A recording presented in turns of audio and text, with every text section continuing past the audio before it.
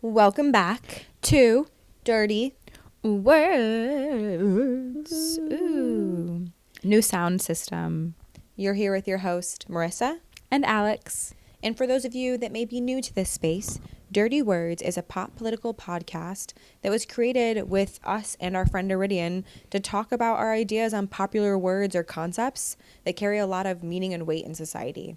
This may include things that are breaking news things or topics that are really relevant and trending on social media. And other times it may just be historically relevant concepts or ideas. Or words that we want to talk about. Or just something we want to talk about. So join us each episode as we explore a new idea. And to get started, Alex, I think we're doing this new thing where we're checking in. If you all have been with us previously, we've done like favorite things before. But right now I just want to check in with you. This is a quicker turnaround than we've had before with some of our episodes. So what, a third episode in less than a month? What? Amazing. Has a lot changed for you? How are you doing? Are you kind of on the same trajectory? I guess you're not. Is it the same vibe happening for you, or what's going on? I'm just gonna let her keep talking. And also, I think us being able to do this check-in space is like modeling to people who are listening. Like, how often do we check in with people still? Yeah. Genuinely, how often are we like, how are you doing? And then we make space for a conversation. So despite Marissa and I living together, we still have our separate lives and we're independent beings. Oh, shocking. I would say I'm in a similar space as the last couple of episodes with like trying to navigate the current administration and how I'm gonna be in my job and how I can be a mindful and productive citizen still and what that looks like. And I'll say I'm starting to get to a point where I'm more of like, F all of this. I know where my morals and boundaries and standards lie, so I'm gonna keep doing that. And like, I don't really care what's coming down from the federal government at this point, and they can come at me. They're not going to. I'm a lowly level worker, and that's how I've been feeling. So that's how I'm doing. And I've been reading a lot more, been trying to really like get off of my phone and put it away. I'm trying to use my creative brain a little bit more.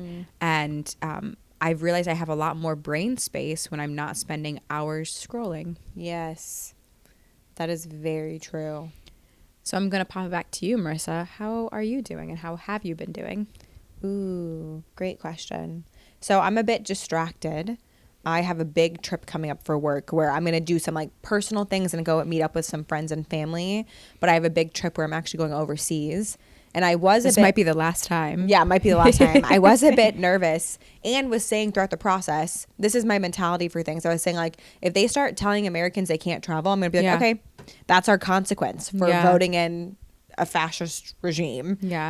So I was like prepared for that to happen, for them to be like, travel shut off. But like, so I'm a bit distracted by that because it is something fun and I'm hoping to enjoy it. Well, and you're navigating travel pieces for people coming from all over the world too, right? From multiple different countries, different visa processes. We ran into some issues where we're working with an American travel company, but we're booking international trips. And the American company wouldn't work with people from certain companies. And we found that out after.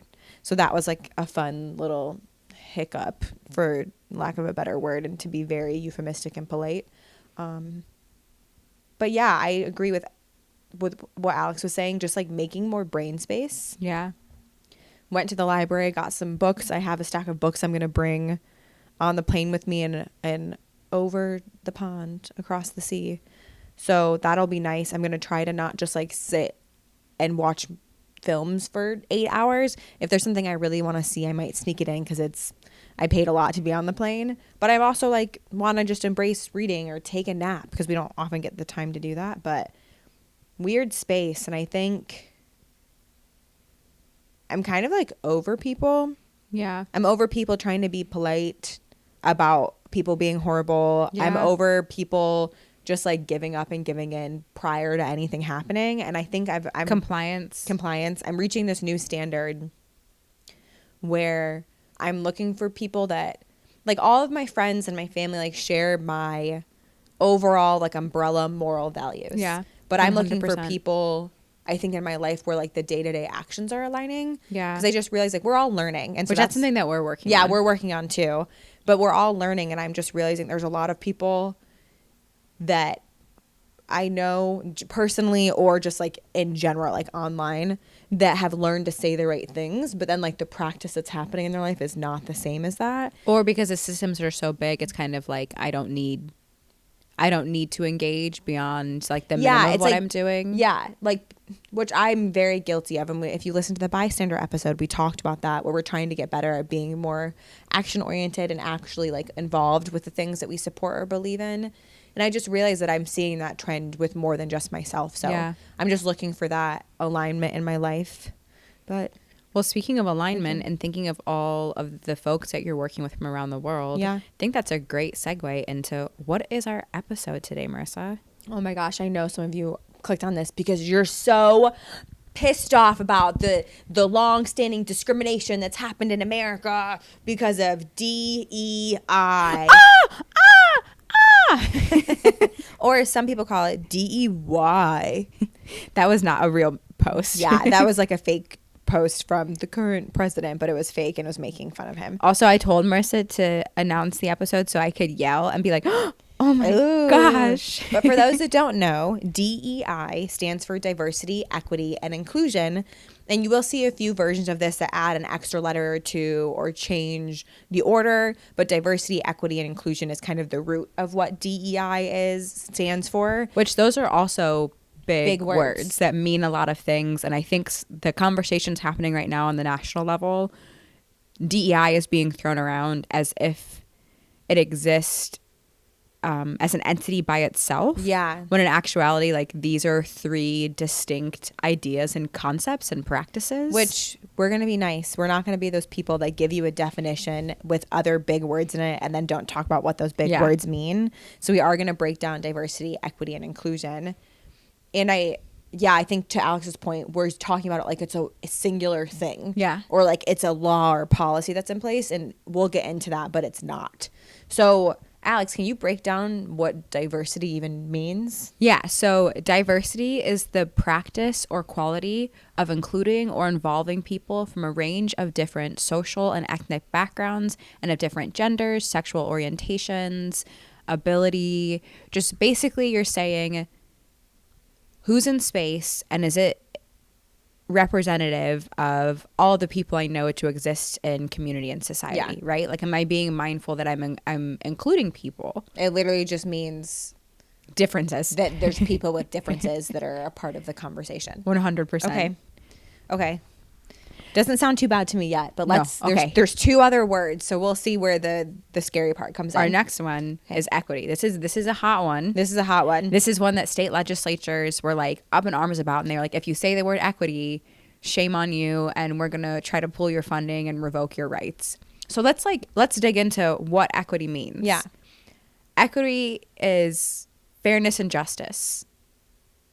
Okay, I'm looking for the scary part. Okay, let me say it again. Okay, say it again. Fairness and justice. Still didn't hit the way it was supposed to.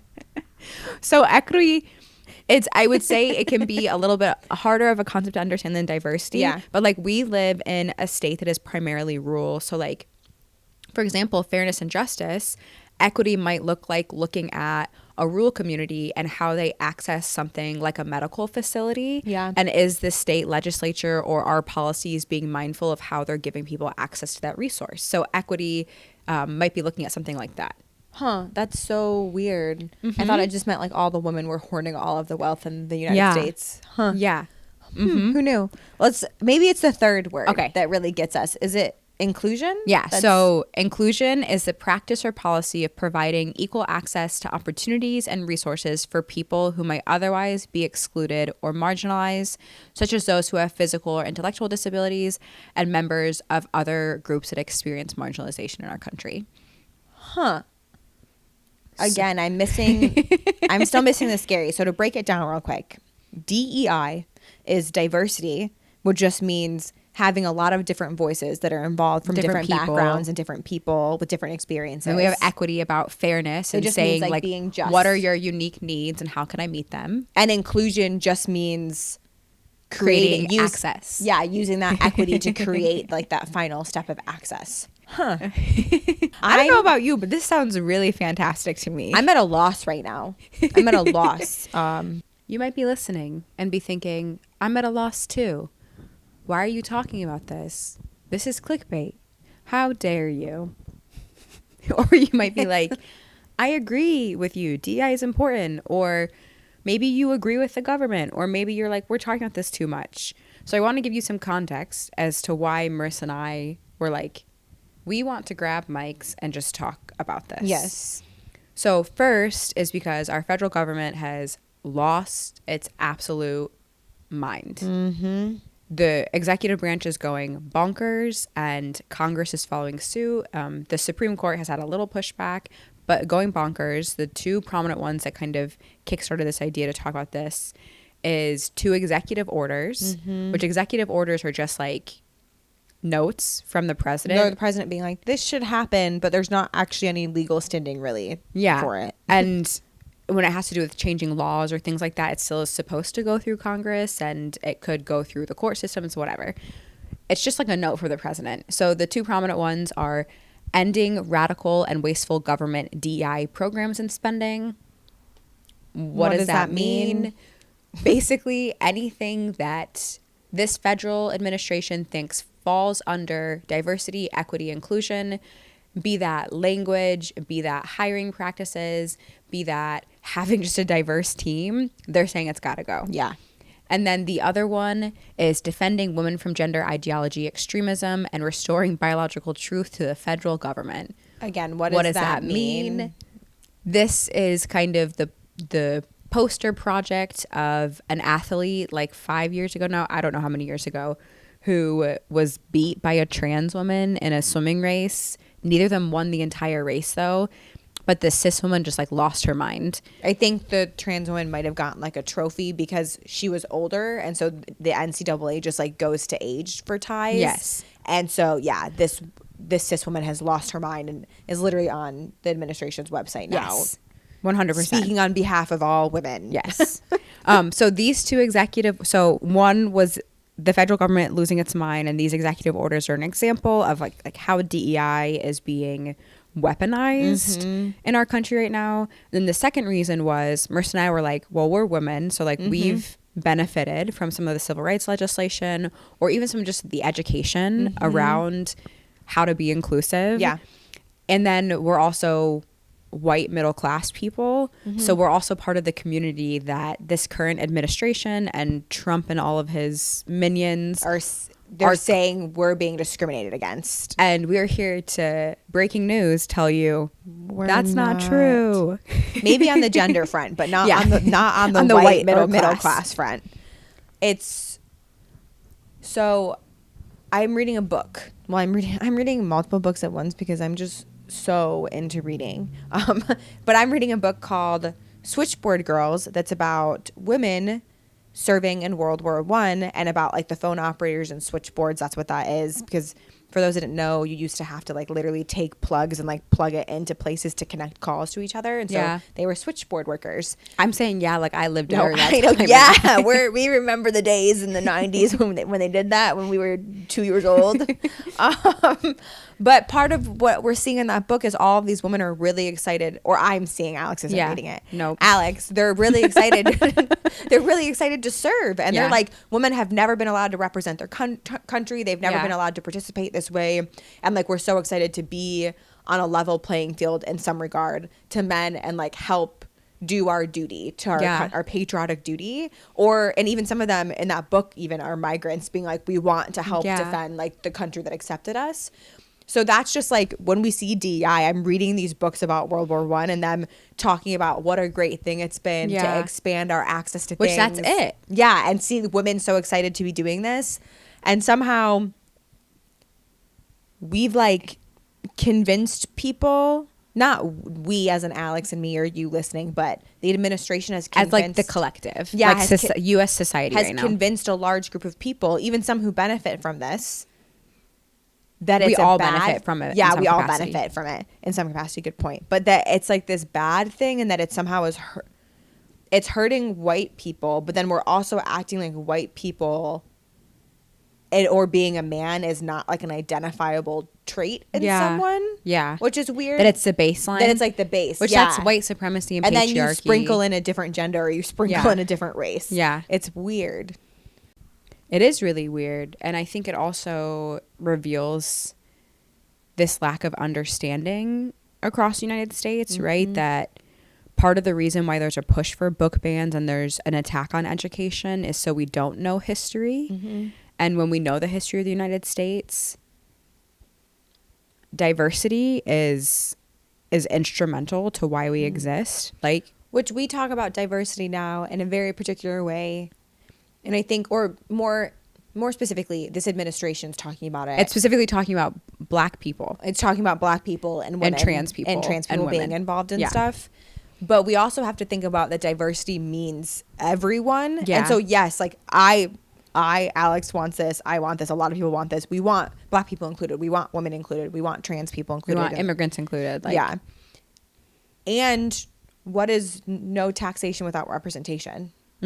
Is that not a DEI initiative saying that they need to be included in the conversation? Literally. Part of the stuff about like the founding of America has to do with people's search for religious freedom and like leaving a monarchy that was pushing like multiple different things for like religion and politics. That in itself is what diversity, equity, and inclusion are about. I think a lot in the area that Merce and I live, because we do live in a rural state, about someone who's in a town of 1,000 people. And if you're listening, and you are, thank you for being here. Yeah. And like, people in rural towns deserve access to medicine and education, and they deserve to not have big businesses coming in and wiping out their farms, right? Yeah. Like, those are diversity, equity, and inclusion initiatives. Which is scary when we're watching the government forcibly shut down agencies and lay off. Not just like they didn't lay off. We haven't laid off like 100 people. We've laid off hundreds of thousands of people now. From the U.S. government. So watching the government do this, and then also watching big businesses just like comply when there's not been a legal standard for them to do this with getting rid of DEI initiatives. I think that something that's worrisome about that is when you open up the comment section, which don't do this, don't do it. You see people just like celebrating and being like, end this woke nonsense, like get rid of it. And I'm like, well, guess what? Jimmy Bob, who lives 6 hours away from the Capitol out in a rural community, just got their job cut because they can't drive 6 hours into the office every day, and they were working remotely. And you cut those resources 100%. because you said it was government overspending. 100%. So I think that's what's getting so worrisome to me about all of this. And I mean, it's been worrisome. Yes. It's been alarming. It's been, And I don't know if you all caught on to this, but I'll ask Alex a feed me question, or feed the podcast question. Is DEI a law? No. So when I just said like even big businesses are complying with these things that have to do with government spending, which some of them are probably getting government money that we don't, in some capacity. But some of them are just complying to comply because they're so like little asshats. I was trying to come up with an insult. The executive orders are not laws. Yeah. And then DEI in itself is not a law. No. There's civil rights legislation. There's some anti-discrimination hiring practices, things. And then there's various, like, a lot of it has to do with workplaces. Yeah. Right? Around, like, access to not being discriminated against at work. And DEI in and of itself is not a law. It's like a concept. They're concepts, and like, yes, there might be departments or initiatives made off of it. Yeah. But it's being mindful again and knowledgeable of our history. And so this in this episode, we're not going to like spout out a bunch of facts, and we're not going to pull a bunch of research, but knowing us and like how much we like to Google stuff, we did Google a couple of things. Because there's just... And wait, Google, if you're listening, we're mad at you too. Oh, yeah. We saw you at the inauguration. Yeah, we saw you. Get out of there. What are you doing? Yeah. What? But there's a lot of the laws that do exist around anti-discrimination are in workplaces. Yeah. Right? Well, for an example, like I see DEI as the concept, and you can tell me if you are this is the way that you're thinking about it too, Alex. And then I see different laws that are inspired by that idea of like diversity, equity, and inclusion, but the laws are more like affirmative action, which has already had its legal issues and been overturned. But like laws, or no, the Parts of it. Parts of it have been overturned, excuse me. But laws saying that, like, you can't fire someone when they're pregnant. Yeah. Or for being pregnant. Those are anti-discrimination laws. Well, I would say laws allowing people that have disabilities to work. Yeah. Things like that. Like, those are the actual laws. And that's what we're going to start going after. Well, that's what we're already going after. Yeah. Which the wild thing is, when we actually look at the research that exists, one, this idea that it's specifically like white men. It's this concept that white men are getting passed over for jobs and that they are the most qualified, but they're going with people who are underqualified to reach quotas of diversity. Okay, this is just anecdotal. I know, like, one white man that's qualified to do anything. Like, well, research actually tells us that if we look at gender, so men it's actually... Andrew Garfield. I'm just kidding. Men are actually more likely to apply to a job when they only meet 60% of the qualifications, while women are trying to meet a 100% or more, right? So, like, right there off the bat, even the people who are applying, we have research telling us that the people who are applying with not the right qualifications are men. Oh my God. Just a personal story. Yeah. I've been on and off, like, trying to find jobs. For those who've been listening for a long time, I'm in my late 20s. I have multiple degrees, including master's degrees, multiple of those. And I have Masters has an S on it. So how do you say masters plural? I have 2 masters. Okay. But I have yet to find a full-time job with benefits. Yeah. I've worked part-time. I've worked as a freelance consultant, not really still getting paid enough, those kind of things. But I've never had a full-time job. Marissa, do you think it's because you're a white person? That's exactly what I was going to say. No, not at all. I was going to say my friends. Cut that, and put it on the internet. Editors, please cut that. We are the editors. So, but my friends will send me jobs, and, like, I so much appreciate it. And I have friends that have worked in the same places as me, so I'm happy to get those jobs. And I also realize I'm having friends when Alex is saying we apply to jobs that we're overqualified for as women, that are sending me, like, administrative entry level, answer the phone and book people's calendar. You need a jobs, GED, which is fine. I'm happy to do literally any job because, like, we live in a society where we need money. Yeah. And I'm even thinking about the concept of men applying for jobs that they're underqualified for, and even in circles of women, we're sending each other opportunities that we're way overqualified for. And men are out here being like, I'm going to apply to be the president of this company, and all I've ever done is, I mean, I don't know, what do men do? I think we have a really good example. Sold Bitcoin. Of the most underqualified man applying for the highest position in the United States. Right? Like, if we want to look at DEI initiatives, well, DEI isn't what hires people who are underqualified. If we want to look at people who are underqualified, the research actually shows us it's like the exact group that this administration is trying to make more space for. Trump, without fail, does not have the qualifications that any other president in the history of the United States has had, or even candidates, really. We see candidates and presidents who either have a long history of being politicians, be that in their state legislature or as governors or in Congress or in the Senate. And oftentimes it's people who come from an academic background of political science or law or things like that. And then we have Trump, who has never really been a politician and comes from a background in business and is actually kind of a failed businessman. And then had a reality TV show. And so, like, if we want to talk about someone and people who are underqualified, like, the research and the anecdotes are actually telling us it's men right now. Wait, are you saying that the president of the United States, who is adamantly against DEI, may have benefited from DEI to get his position? He benefited from his idea of what DEI is.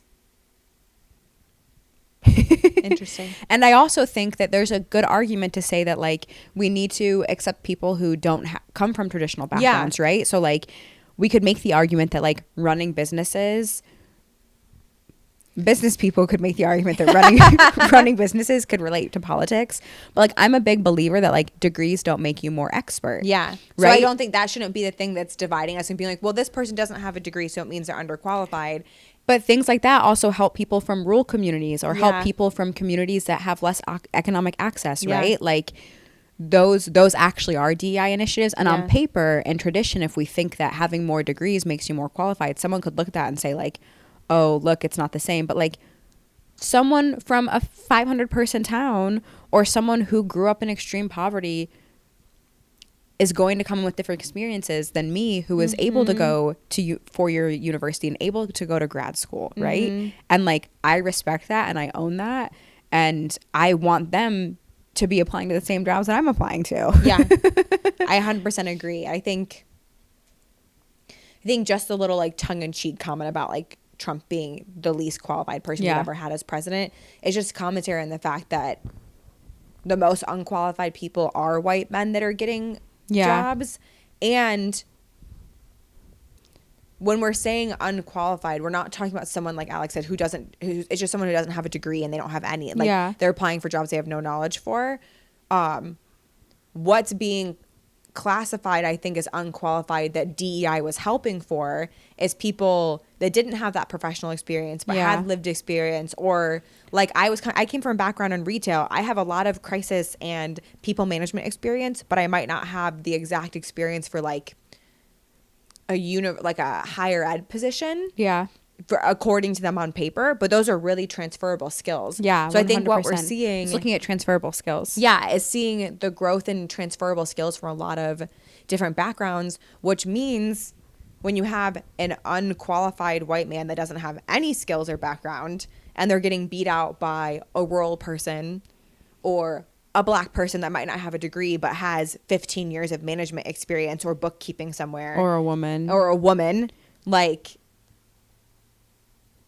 it means that the most qualified person got the job, and it happened to not be the white man. This was a whole rant on white men, and we hope that you stuck with no, I had a really interesting conversation with someone who said like, I've seen people get hired to meet quotas, quote unquote, on quotas.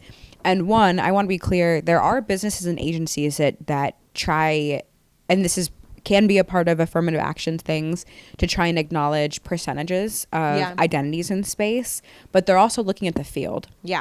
So like, for example, I don't know the actual, I'm making up numbers right now, but like, for example, if 10% of the people who have PhDs are women, and you have a PhD or you have a chemistry PhD department and you have no women hired, your hiring team needs to start asking themselves questions. Why you're not, if this is 10% of the field, why do we not have anyone? How are we recruiting? Where are we getting our candidates from? Right? Those are some of the conversations. It's about making more access for people.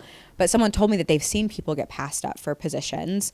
And it was a really interesting conversation because I engaged through the lens of like, America is an incredible country despite our faults here. And we have one of the most diverse countries in the world. And when we started passing laws like civil rights legislation and anti-discrimination legislation, it made the candidate pools bigger. So it's not that there's underqualified people being put into positions. It's that businesses are being told your candidate pools are bigger and you have to pick from more people, right? Like, we have a beautifully diverse nation that has so many skill sets and people that come from different backgrounds, and their expertise were formed in different capacities. And I think that's incredible. And that's actually what we've seen happen. Well, per this current administration's view of what DEI is, that it's like passing people up that are more qualified to hit. Or talking about history. To hit like diversity metrics. Okay, let's talk about who's the most qualified. Alex, what's the most qualified group of people and most educated group of people in America? Right now, by proportion, or I don't know if it's access to education, I believe it's Black women have the highest like degrees or like the highest qualifications. Generally I would say speaking. I have not looked it up recently. That's a stat I've seen in the past like few years, that like proportionally that Black women are the most educated and like have the highest level of degrees of any group. So shouldn't Black women be running everything in this country? Yeah, technically. If that's what we're gonna say, which again, Alex and I disagree with the idea that a degree is the only thing that makes you qualified. And if we're saying that's like the metric that this administration is trying to say is like certain degrees and experience is what is being passed up. They're not even saying that. They're No. just saying that white people are being They're just saying overlooked. white people, yeah. But like they're trying to use this as arguments. But to Alex's point, to your point, Alex, Yeah. there's a lack of representation in these fields still. Yeah, and we see that. 100%. One of the jobs that I left. Oh, sorry, continue. And then I have something exciting to say. I say one of the jobs that I left, that was the whole thing, is like was diversifying tech, because tech is so white and so Masculine and man dominated. And they're like, well, that's not the market. Like, women are using tech, so why aren't women representing some of the changes and the updates and the coding that's happening in the tech world too? So to Alex's point, okay, cool, you found 5 businesses that have like a metric or a quota they're looking for in their hiring practices, because they're also, again, back to the roots of America, trying to find representation for people in the communities that are their customer base, or just the general American communities that they're serving. Because as the great leaders of the American Revolution would say, no taxation without representation. Well, and I'm going to switch off of jobs in a second, but the last point that I just got excited about when you were mentioning that is there's another research study that looked at 6 countries in the Western world, and the US was one of them. It went over 174,000 applications. That's a lot. Yeah, that's a lot. And it looked at different studies from like 1969 to 2019. And despite different like anti-discrimination and civil rights legislation coming through, there actually hasn't, at least in the United States, really been a difference in hiring practices and how discrimination is happening in hiring practices. So like despite all of this stuff happening, the research and stats are actually telling us things haven't changed that much. Yeah. And so when people are blowing these dog whistles, it should be raising yellow flags and red flags for us. And then when we see these dog whistles being blown in education spaces and I saying, just have to cut you off. Is that the phrase when people blow dog whistles? whistleblower? I don't know. Whistleblower's not They're right. blowing something to get our attention. So it should be raising these red and yellow flags. Yeah, but I'm thinking about how we talked about work specifically, but they're also targeting education spaces. Yeah.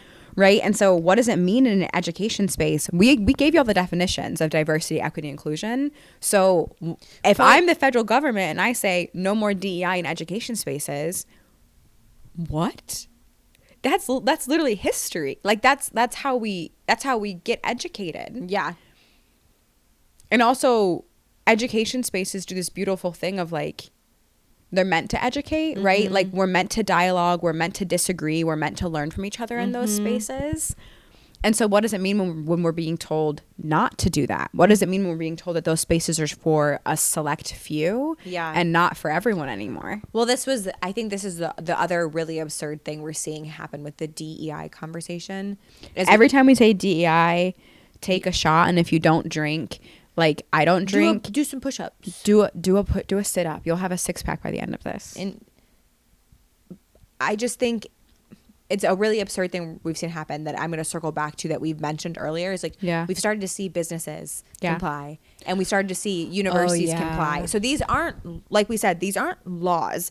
DEI is not a law. No. There is laws that are related to the concept of it, but just like you saying, like there's just a threat of removing funding. You saying everyone's welcome here. That's not a law that someone wrote that they're trying to like reverse. No. We're seeing universities like cut staff, cut departments. The woman from our undergrad university who ran the gender center at our alma mater got fired or let go. I don't know what the official departure was, and had to leave and find a new university.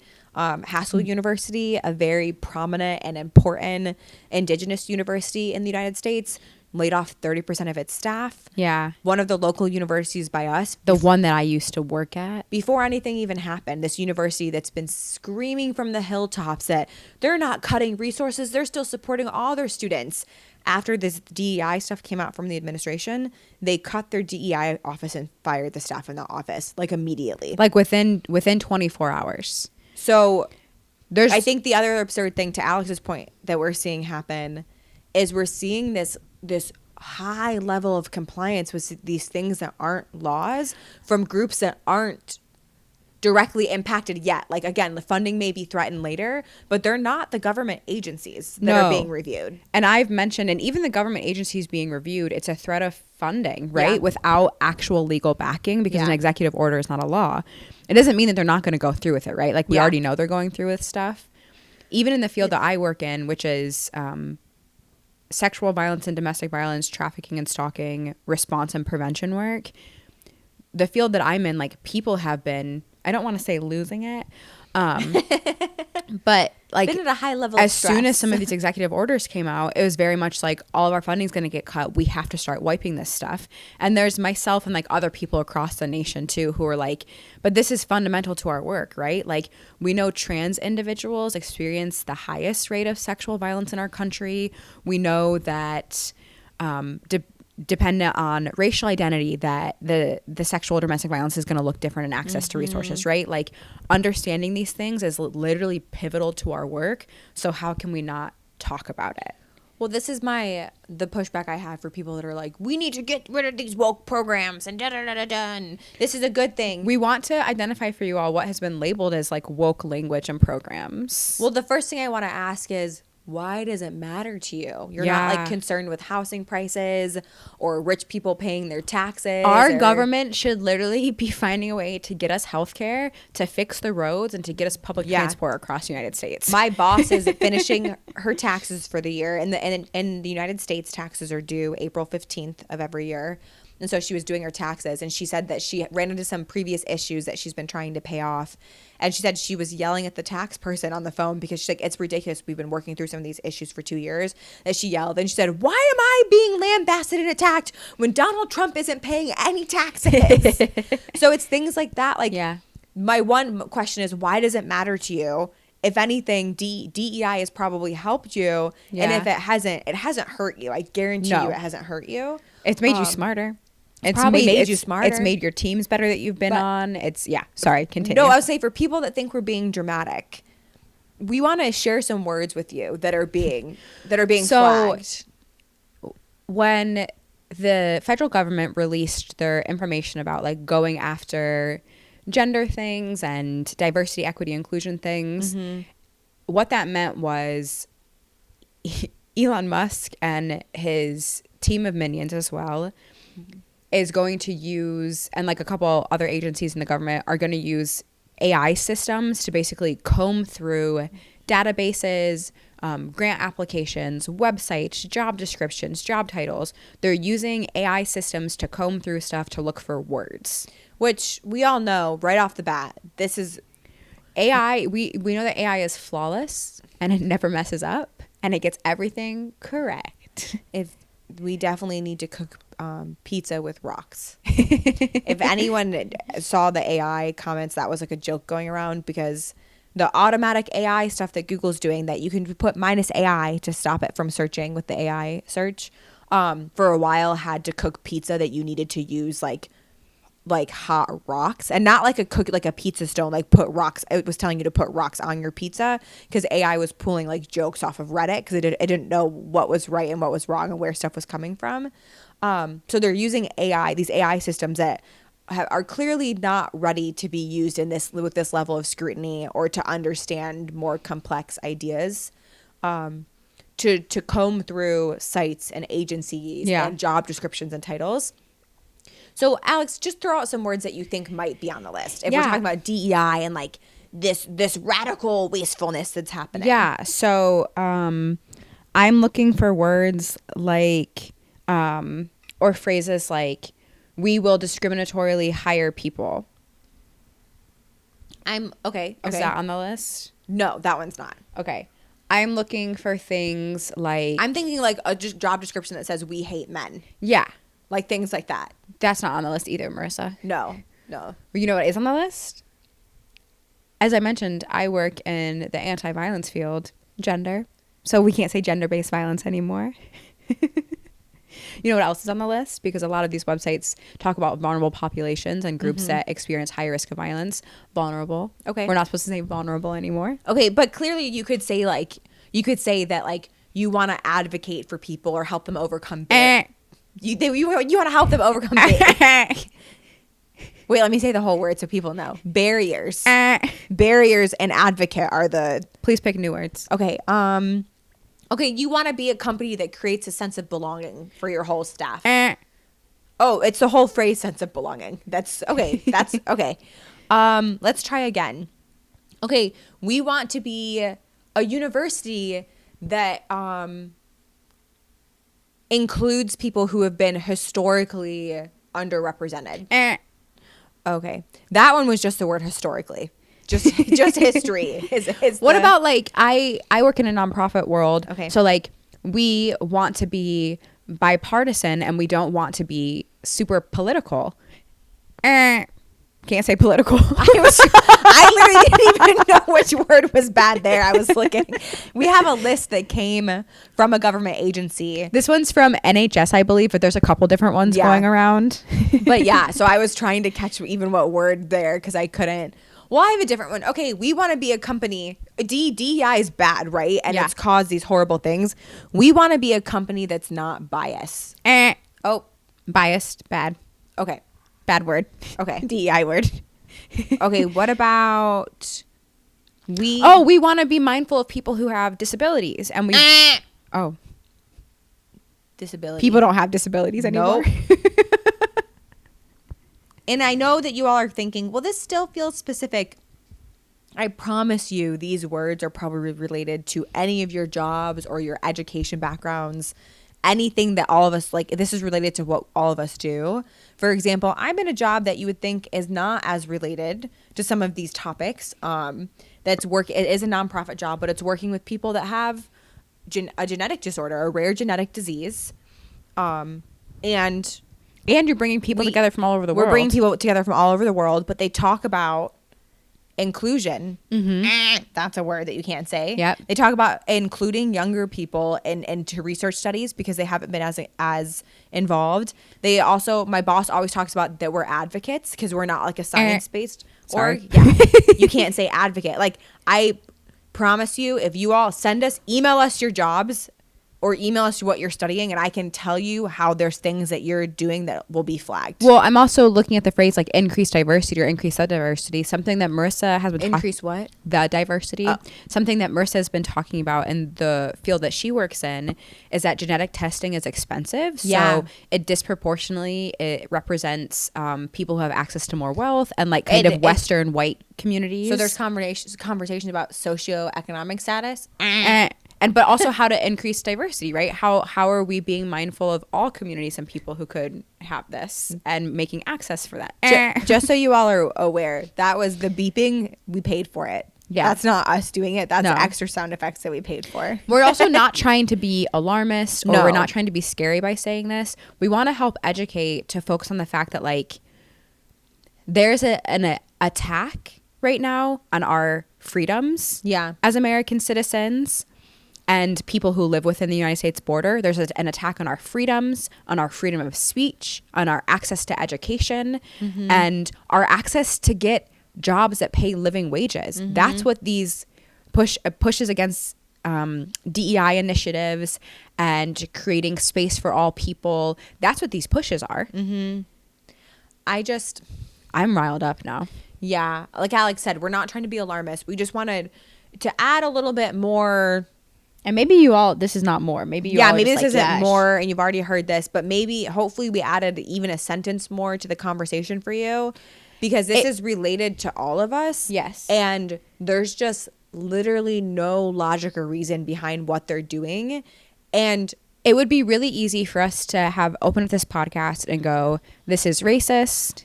This is sexist. This is xenophobic. This is bigoted. This is bigoted. Yeah. Which it is all of those things. And what we really want to get to the root to is right now there is a powerful group of people trying to convince people within the United States that we should dislike each other and we need to separate each other based on our differences. Our differences are beautiful and it's what make us unique. It's what helps make this country unique. What we need to be looking at is the people who are trying to separate us. That's so weird because part of DEI is inclusion. Why would we not? I saw someone ask a really good question some students at a high school had posted a thing about inclusivity week, and they were talking about various jobs and people, and someone was like being angry in the comments, and someone just asked a really good question, and they said, so who do you want excluded from this?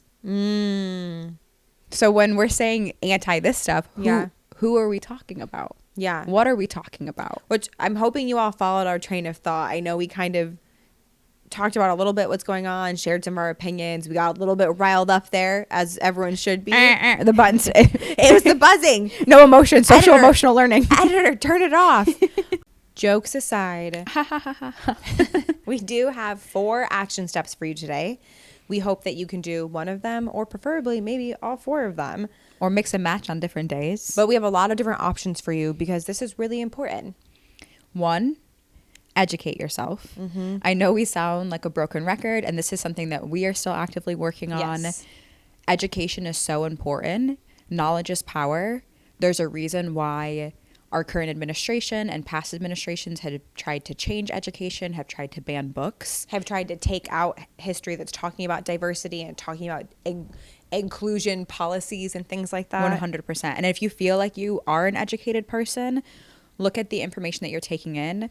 What stories is it telling? And ask yourself, what stories is it not telling? Be that fiction or nonfiction, and challenge yourself to get the array of experiences and histories and perspectives. And apply that knowledge. 100%. So in the workspace and with friends and families, take that information you're learning and share it or apply it.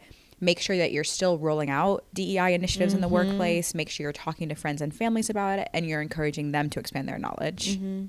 Second action step.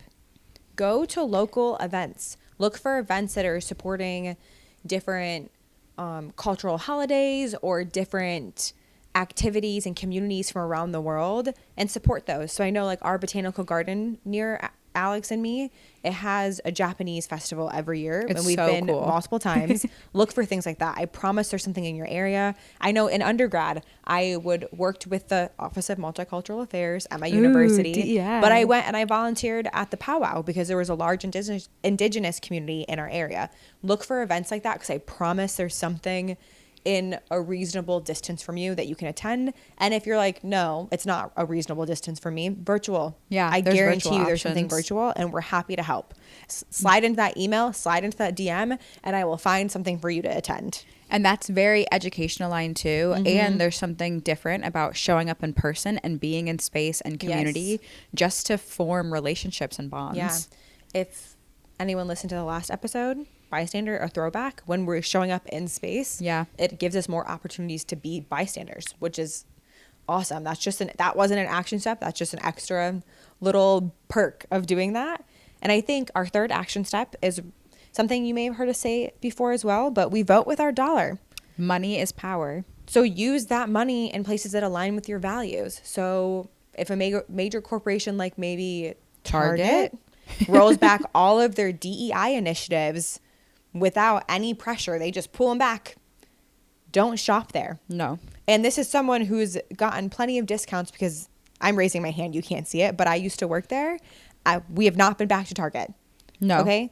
And I know Merce and I are not people who are bringing in large amounts of money. We make 5 figures. Ooh. It can feel really intimidating because organizations like Target or Walmart or Amazon, they offer products at a cheaper price because of how they can mass produce them or ship them or store them. And looking up local and independent businesses and organizations, 1, it lets you support your local community. And 2, it lets you actually challenge how much you're getting and if you need it, right? Because we do live in a culture of overconsumption. And you can do a little bit of pick and choose, mix and match, right? Yeah. Like if you don't have the capacity or the resources aren't there to go to a fully local grocery store, see what you can do to divert those dollars in some capacity. Yeah. Great point, Alex. And then this last one I'm really excited for because Alex actually just told me about our number 4 action step. I had just learned about it as well. Yeah. So in my workspace, we all got access to something called a red card. So a red card is specifically about immigration rights, and it has English on one side and another language on the back side. There's about 20 languages that someone can pick from when they're ordering these cards. And what it does with specifically populations of immigrants being targeted right now in the United States. Which they're using DEI attacks to target migrants as well. 100%. It has people's rights about what they can say or what they don't have to say or how they have to open doors or what that means. And there's actually some pushback from ICE right now talking about how this is deterring them and it is stopping them from being able to gather people the way that they intended, which is a good thing. We want that. And so if you just jump online and search red cards, you can order a stack for yourself. You can give them out yourself. You can give them out to local businesses. You could probably find a local organization that may have extras in your area and you could get a stack to give out. But just having these on hand to hand out to people, and also so you know the rights and resources so you can intervene if you need to, is one super tangible step and way to directly interact with the policies happening right now. Yes. So 4 action steps. Try to do one. If you can do more than one or all 4, that is also amazing, but it requires all of us to just give a little bit and do something. And we're going to do a quick sum up really quick. So we have 1, education. 2, go to some local events or support cultural holidays and activities happening in your area or virtually. 3, your dollars have power. And 4, order some red cards because ICE is bad. Thank you for listening this long. And I know together, and Merce and I are really confident in this, despite some of the heaviness of this episode and what's happening in the world, that together we can build a different culture and do something differently than what we've seen before. And remember, DEI, they aren't dirty words.